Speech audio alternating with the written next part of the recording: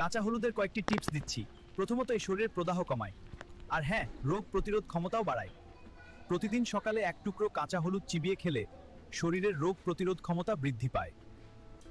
1 নম্বর, রোগ প্রতিরোধ ক্ষমতা বাড়াতে আমি আপনাকে স্বাস্থ্যবান রাখব।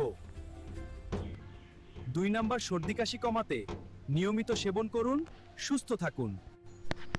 আপনি চাইলে 1 চা চামচ হলুদের রসের সাথে মধু মিশিয়ে দিনে 2 বার খেলে সর্দি কাশি কমে। 3 নম্বর, ত্বক উজ্জ্বল করতে। 4 নম্বর, পেটের সমস্যা দূর করতে। 5 নম্বর, ব্যথা ও প্রদাহ কমাতে এটি দ্রুত কাজ করে এবং নিয়মিত ব্যবহারে। 6 নম্বর, খ্যাত সারাতে। কাঁচা হলুদের রস খান প্রতিদিন। ত্বকের জন্য পেস্ট তৈরি করুন, জেল দিয়ে মিশিয়ে লাগান। হজমের জন্য গরম পানিতে মিশিয়ে পান করুন। গর্ভবতী নারী বা বিশেষ রোগে আক্রান্ত হলে চিকিৎসকের পরামর্শ নিয়ে ব্যবহার করুন।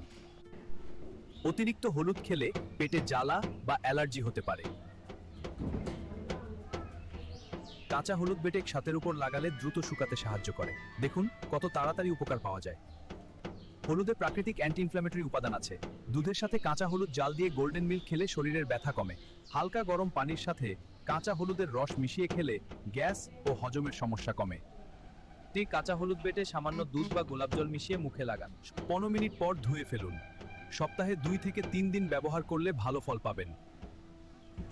চাইলে গরম পানির সাথে মিশিয়ে খেতে পারেন।